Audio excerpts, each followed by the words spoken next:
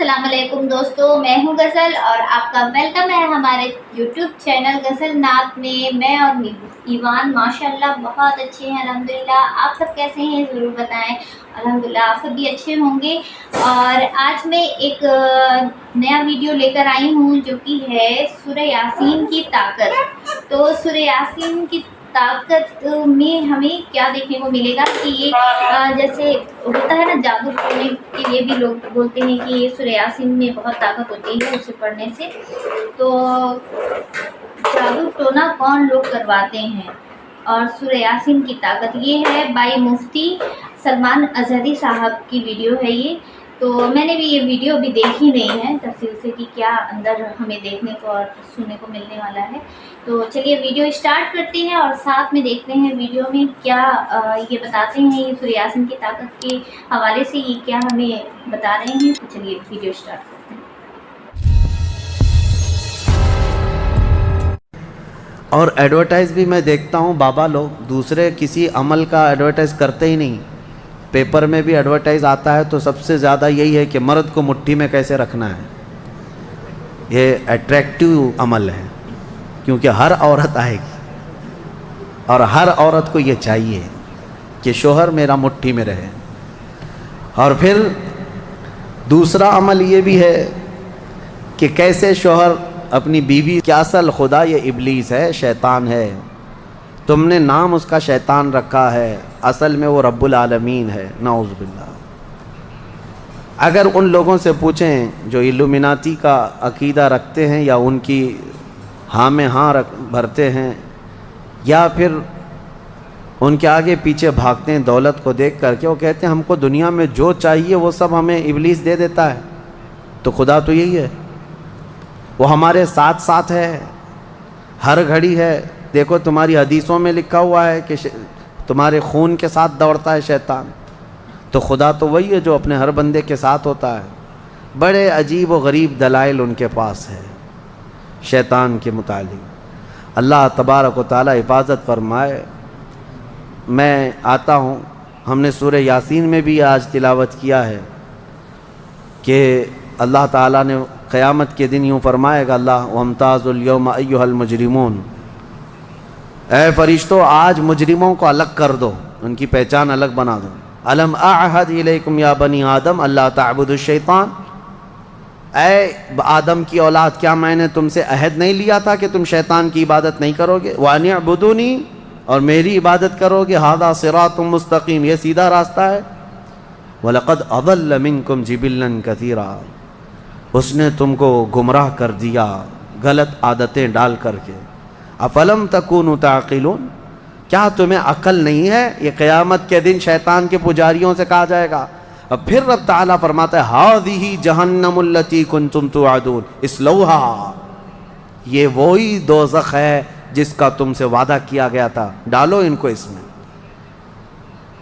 پھر اللہ تعالیٰ فرماتا ہے الیوم نختم علی افواہہم، آج ہم تمہارے منہ پر مہر لگا دیں گے، مہر لگا دی جائے گی۔ تکلمنا ایدیہم وتشہد ارجلہم بما کانوا یکسبون، تمہارے ہاتھ ہم سے بات کریں گے، تمہارے پیر گواہی دیں گے تم کیا کیا کرتے تھے۔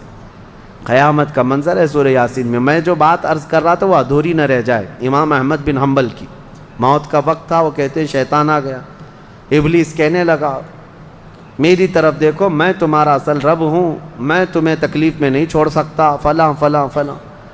کہتے ہیں میں عجیب کشمکش میں تھا کہ اس کے ہاتھ سے پانی لے لوں، مجھے مصیبت میں اس حالت میں یہ مدد کے لیے آئے، کیا کروں کیا کروں۔ گمراہی نزع کے وقت بڑے بڑے لوگوں کا ایمان چلا جاتا ہے۔ امام احمد بن حنبل کہتے ہیں بچنا تو چاہ رہا تھا لیکن میری طاقت نہیں تھی کہ اس کو بھگاؤں کسی طرح۔ اچانک ایک خوبصورت نوجوان آیا سفید لباس میں، آتے ہی اس نے گھونسے مارنا شروع کیا ابلیس کو، اور ابلیس اتنی تیز بھاگا کہ پیٹ پھیر کر بھاگتا چلا گیا۔ امام احمد بن حنبل کہتے ہیں میں اس نوجوان سے پوچھا کہ تو مجھے ابلیس سے بچا دیا اس وقت نزع کے وقت میں، تو کون ہے؟ اس نوجوان نے کہا میں سورہ یاسین ہوں جس کی تم روزانہ تلاوت کرتے ہو، تم روزانہ جو مجھ کو تلاوت کرتے ہو میں وہ سورہ یاسین ہوں۔ نزع کے وقت سورہ یاسین ایمان کی حفاظت کرے گا، یہاں تک کہ قیامت کے دن اپنے پڑھنے والے کی یہ سفارش کرے گا اللہ کی بارگاہ میں کہ اللہ یہ میری تلاوت کرتا تھا، اس کی بخشش فرما دے۔ اور ایک حدیث یہ بھی ہے، جس نے صبح کے وقت دن کے شروع کے وقت میں سورہ یاسین پڑھ لیا، حضور صلی اللہ علیہ وسلم فرماتے ہیں اللہ تعالیٰ اس کو دنیاوی بلاؤں سے، آفتوں سے محفوظ فرما دے، وہ دن اس کا محفوظ ہو گیا۔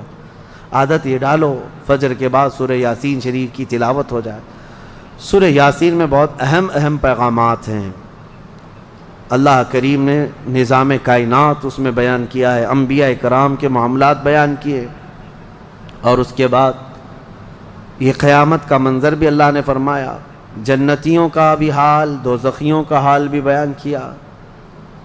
اولئک اصحاب الجنتی، یعنی جنت والے جو ہیں، ان کانت الا صیحۃ واحدۃ فاذا هم خامدون، یہاں سے اللہ تبارک و تعالیٰ نے ان لوگوں کا بھی ذکر فرمایا جن کے پاس رسول آئے اور انہوں نے جھٹلا دیا۔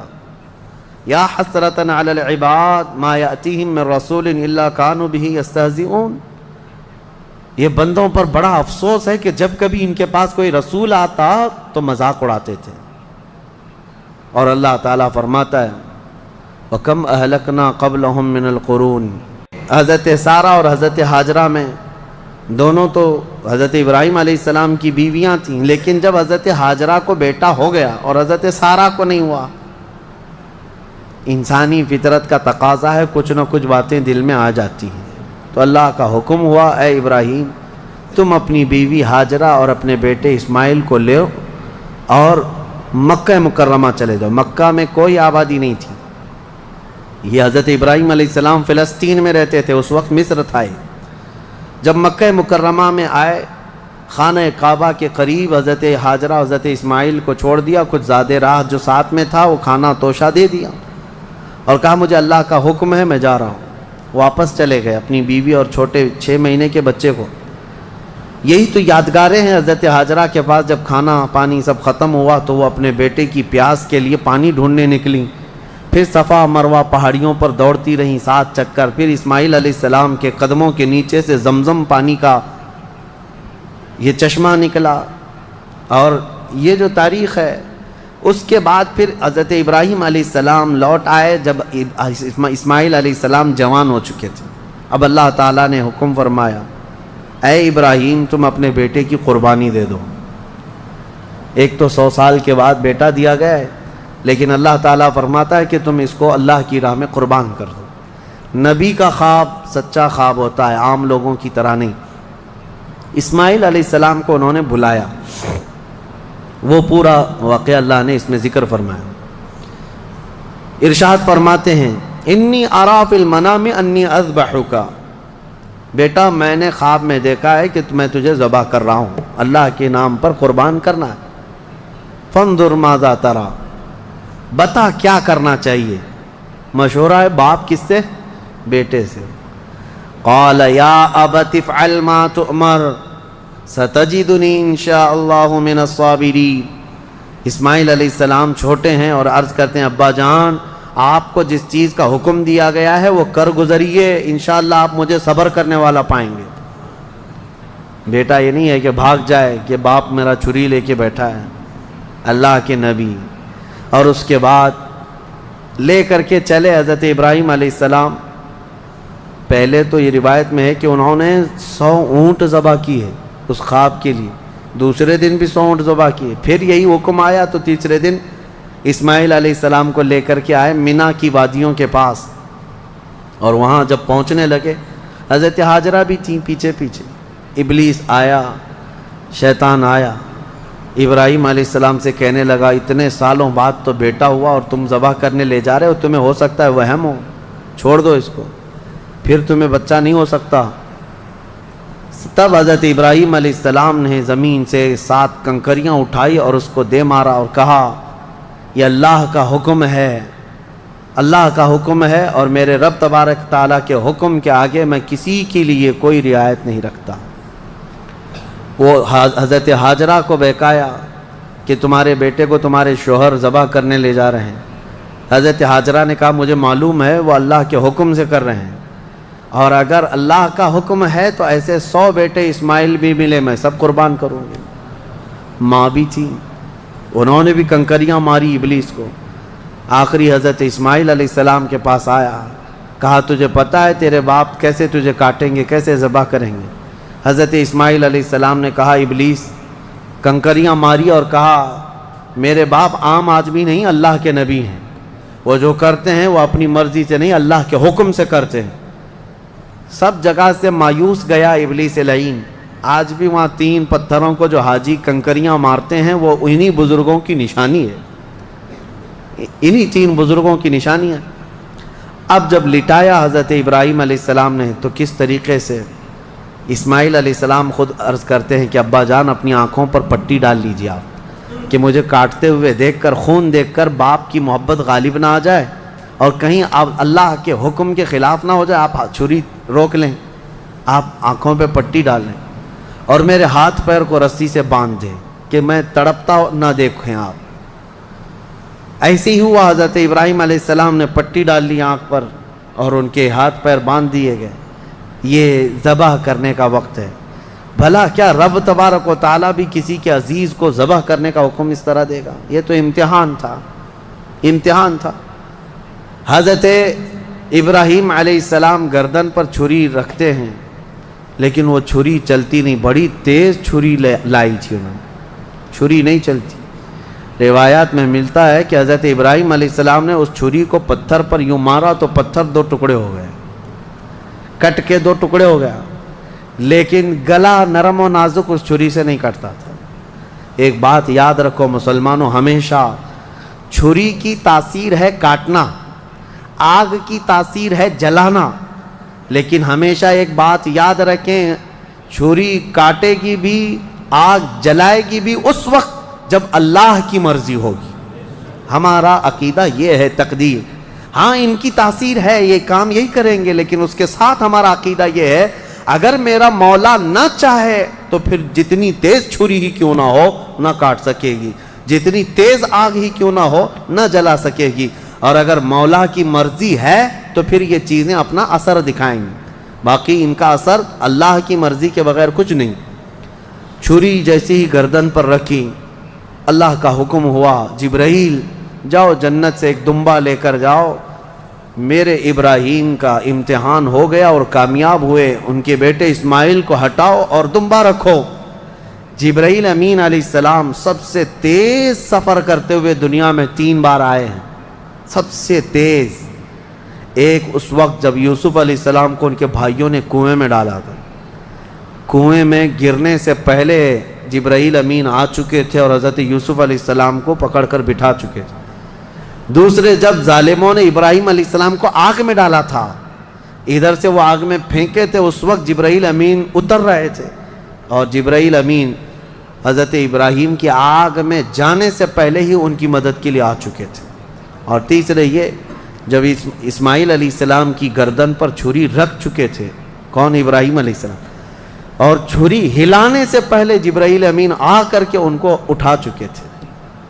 वो जिब्राइल अमीन की रफ्तार है जो मेरे मुस्तफ़ा के कदमों का बोसा दिया करते हैं। ये जिब्राइल की रफ्तार है जो रसूलुल्लाह के कदमों का बोसा देते हैं। जो कदमाए रसूल का बोसा लेकर सिदरा का मकी इतना तेज रफ्तार है तो मेरे मुस्तफ़ा की रफ्तार का आलम क्या है मेरे अजीज़ों। उसके बाद जब ये दुम्बा ज़िबा हो गया, इब्राहीम अलैहिस्सलाम ने पट्टी निकाली, देखा बेटा सलामत है, बकरा ज़िबा हो गया है। कुरान में अल्लाह फरमाता है वनादैना व या इब्राहीम कद सद्दक़्ता रुया इन्ना कज़ालिका नजज़िल मुहसिनीन। हमने पुकारा, ऐ इब्राहीम तुमने हमारे हुक्म को सच कर दिखाया और हम ऐसे ही अच्छा करने वालों को बदला देते हैं। वो फ़दैनाहु बिज़िब्हिन अज़ीम, फिर इनको लक़ब दिया गया कि वो ज़िब्ह अज़ीम है। क्या है? ज़िब्ह अज़ीम। अब यहाँ पर एक मसला है यहूदियों का।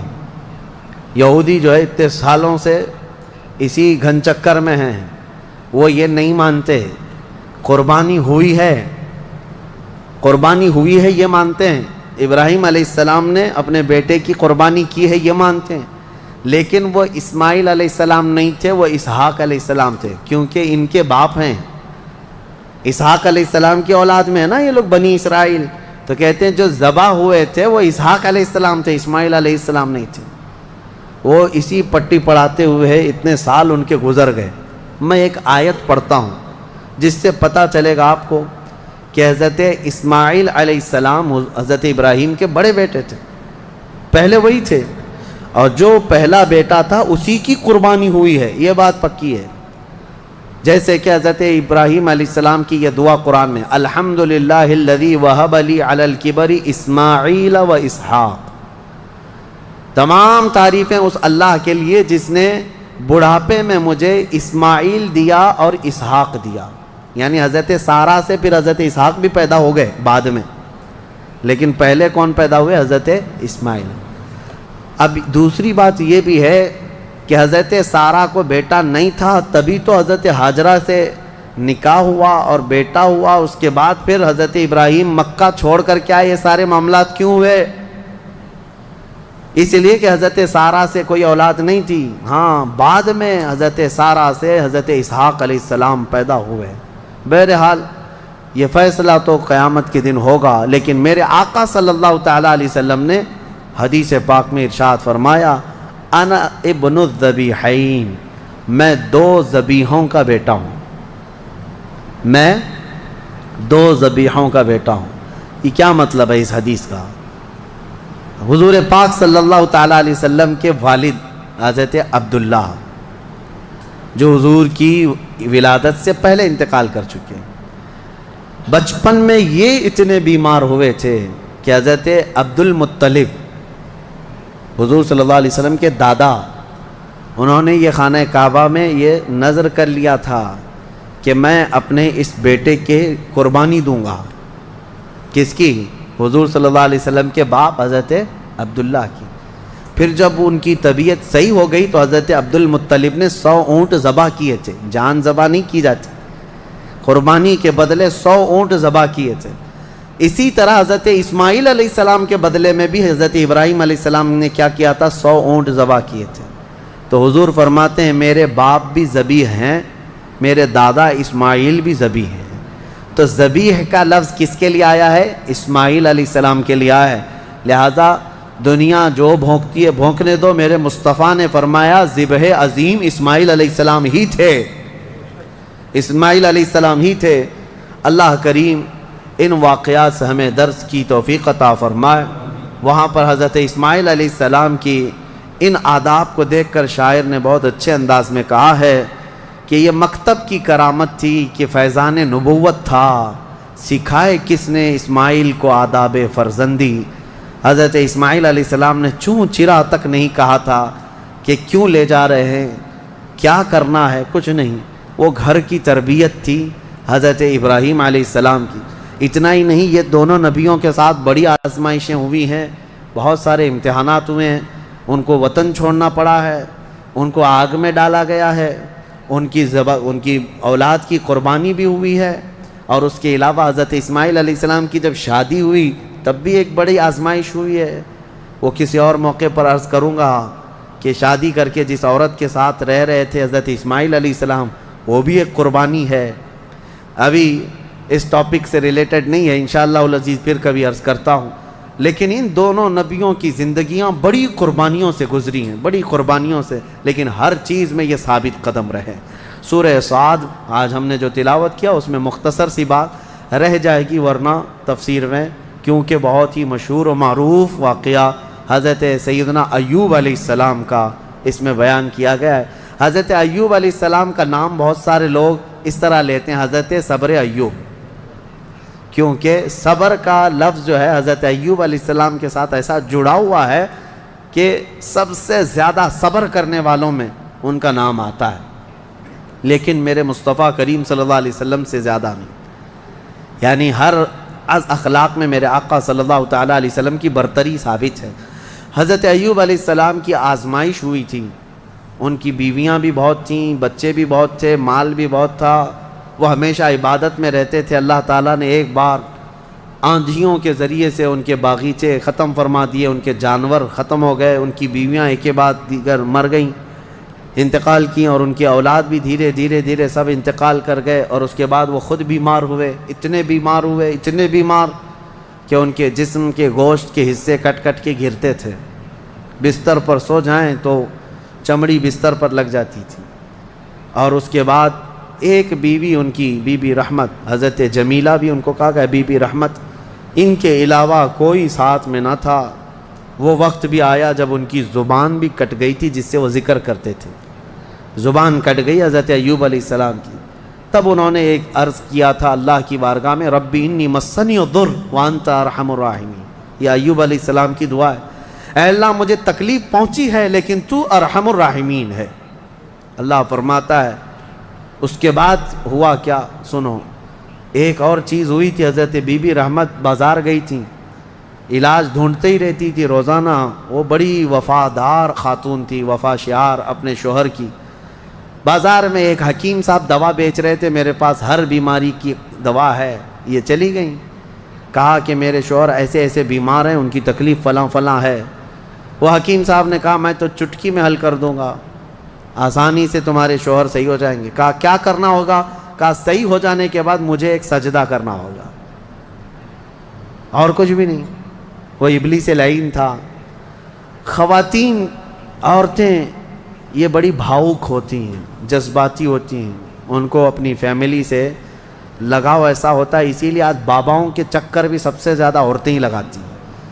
صحیح میں کہہ رہا ہوں کہ عورتیں جانا بند کر دیں تو باباؤں کی دکانیں بند ہو جائیں، نہیں چلیں گی دکانیں، کیونکہ اور ایڈورٹائز بھی میں دیکھتا ہوں بابا لوگ دوسرے کسی عمل کا ایڈورٹائز کرتے ہی نہیں، پیپر میں بھی ایڈورٹائز آتا ہے تو سب سے زیادہ یہی ہے کہ مرد کو مٹھی میں کیسے رکھنا ہے۔ یہ اٹریکٹیو عمل ہے، کیونکہ ہر عورت آئے گی اور ہر عورت کو یہ چاہیے کہ شوہر میرا مٹھی میں رہے۔ اور پھر دوسرا عمل یہ بھی ہے کہ کیسے شوہر اپنی بیوی سے دور ہو جائے، یہ شوہر کی اماں ساس کا عمل ہے، اس کو بھی یہی چاہیے۔ اور بابا انہی دو عورتوں کے بیچ میں کھیلتا رہتا ہے، ایک کو محبت کی تعویذ دیتا ہے، ایک کو نفرت کی دیتا ہے، اور ہر 8 دن پر وہ چکر کاٹتی رہتی ہیں۔ عورتوں کے جذبات کمزور بھی ہیں، کمزور ہیں۔ ان کا بچہ بیمار ہو جائے تو یہ نہیں دیکھتی کہ کس کے پاس جانا ہے، جس نے بھی تھوڑا مشورہ دے دیا یہاں جاؤ، چلی جائیں گی۔ ایسا نہ ہو، ایمان والی خواتین بنو، ورنہ تم میں اور بھینس میں کوئی فرق نہیں، بھینس ہر جگہ منہ ڈال دیتی ہے، اس کو یہ نہیں پتہ ہوتا ہے کہ کس چیز کو وہ کھا رہی ہے۔ بچہ تمہارا ہے یقیناً۔ بعض عورتیں وہ بھی ہیں جو اپنے بچوں کی صحت کے لیے کبھی کسی درخت کو جا کر کے ناڑا باندھ کر کے آ گئیں، کہیں تالا لگا کر کے آ گئیں، کہیں کسی پتھر پر تیل ڈال کر کے آ گئیں، سب کیا کیا ہوا ہے، یہ ہو بھی رہا ہے۔ کیوں؟ ان کو کوئی مشورہ دیتا ہے چلی جاتی ہیں۔ ایمان مضبوط رکھو، اللہ ہی شفا دینے والا ہے، اور جائز طریقے سے، حلال طریقے سے اگر کوئی چیز ملتی ہے تو بالکل علاج کرو، بالکل علاج کرو، ہم یہ نہیں کہتے، لیکن یہ نہیں کہ کسی نے مشورہ دے دیا تو اپنے بیٹے کو گائے کا پیشاب بھی پلا دیا، پیٹ درد صحیح ہو جاتا ہے تو آج وہ کنیا بابا کا پیشاب تو بکتا ہی رہتا ہے، تو بہت سارے لوگ اس میں بھی پریشان ہیں۔ پہلے تو ڈائریکٹ گائے کا لیتے تھے، اب پاکٹ میں آ رہا ہے تو لوگوں کو ایسا لگنے لگا کہ شاید اب کچھ اس میں اپ گریڈ ہو گیا ہے پیشاب، اور یہ صحیح میں دوا کا کام کرتا ہوگا، کیونکہ آج یہاں دیکھ رہے پوری دنیا ہنس رہی ہے، آپ ہی نہیں، پوری دنیا ہنس رہی ہے، پورا عرب، امریکہ، اور جس کی یہ اقتدا کرتے ہیں پیچھے بھاگتے ہیں، یورپ بھی ان پر ہنستا ہے کہ یہ گوبر اور پیشاب کے پیچھے کیسی ہے قوم۔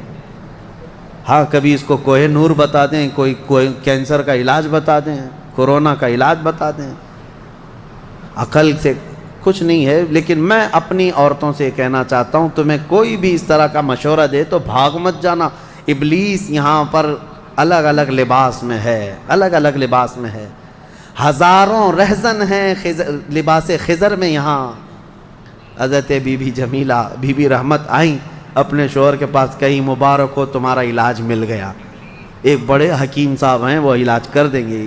حضرت ایوب علیہ السلام نے کہا ہمارے پاس اجرت دینے کے لیے تو کچھ ہے نہیں، کیا دیں گے؟ کہا کچھ نہیں دینا ہے، آپ صحیح ہو جائیں گے تو ان کو ایک سجدہ کرنا ہے۔ وہ حضرت ایوب علیہ السلام جلال میں آئے، بیماری کا عالم میں، کہا قسم خدا کی اگر میں صحیح ہو گیا تو تجھے 100 کوڑے ماروں گا، اس لیے کہ تو ابلیس کے پاس گئی تھی، حکیم کے پاس۔ تو گائس یہ تھی ان کی ویڈیو مفتی صاحب کی، اور انہوں نے سورہ یاسین کا یہی بیان دیا ہے کہ مسلسل جادو ٹونے کے پیچھے عورتیں لگتی ہیں اور اپنا ایمان کمزور کر کے ان سب کے پیچھے بھاگتی ہیں۔ تو باقی میں عورتیں ہی جو ہوتی ہیں جو سوچتی ہیں کہ کچھ چیزیں ہیں ہم کسی کی حد سے جو چاہتے ہیں کرا لیں، تو یہ سب چیزیں واقعی میں بہت غلط ہے، اور اللہ کو بس ہماری ان چیزوں سے ہمیں دور رکھیں، محفوظ رکھیں۔ اور ان کا سورہ یاسین کی طاقت کا یہی بتایا ہے اس میں کہ سورہ یاسین کو پڑھنے سے ہم ہر چیزوں سے محفوظ رکھیں گے، شیطان سے، بیماریوں سے، ہر چیز سے شفا ہے سورہ یاسین۔ اور ہم اگر ایک بار دن میں تلاوت کرتے ہیں تو پورے رات تک ہم اس کی حفاظت میں رہتے ہیں۔ تو یہ تھی سورہ یاسین کی طاقت۔ اور بھی انہوں نے اس میں بیان دیا ہے ابراہیم علیہ السلام کے بارے میں اور اسماعیل علیہ السلام کے بارے میں جو کہ قربانی پہ تھا، تو یہ ساری اس میں بیان انہوں نے دیا ہے جو کہ بہت ہی دردناک تھا۔ اور واقعی میں یہ واقعہ بہت ہی سن کر عجیب ہوتا ہے، انسان بھی بہت زیادہ سوچ میں پڑ جاتا ہے کہ اس ٹائم کا منظر کیا تھا جب وہ اپنے بیٹے کو لے جا رہے تھے۔ اور یہ تو ہمارے پیغمبر ہی ہیں، ہمارے رسول ہی ہیں جو ایسا کر سکتے ہیں، ہم لوگ تو سوچ کے بھی کام جاتے ہیں ایسی چیزیں۔ تو یہ اللہ کا حکم تھا جس میں انہوں نے اس امتحان میں پاس بھی کیا اس چیز کو۔ تو اللہ رب العالمین ہمارے جو بھی حکم دیتے تھے اسے پورا کرتے تھے، تبھی آج ہمارے اسلام میں ان سب کا ایک اگزامپل رکھا گیا ہے کہ ہاں اللہ تعالیٰ نے کسی کے ساتھ کچھ بھی برا نہیں ہونے دیے ہیں، چاہے وہ کچھ بھی کراتے تھے اپنے پیغمبروں کے ذریعے یا جو بھی امتحان میں کھڑا کرتے تھے، وہ سب ہم سب کو اپنے اسلام کو بڑھانے کے لیے اور ہم سب کو ایک نیک راستے پہ چلانے کے لیے ہی انہوں نے یہ سارے امتحانوں سے لیے۔ تو یہ تھا آج کا ویڈیو، آپ کو کیسا لگا ضرور بتائیں، اور آپ سب سے یہی ریکویسٹ ہے کہ واقعی میں جادو ٹونے سے دور رکھیں اپنے آپ کو، تو بہت اچھا ہے۔ تب تک کے لیے اللہ حافظ۔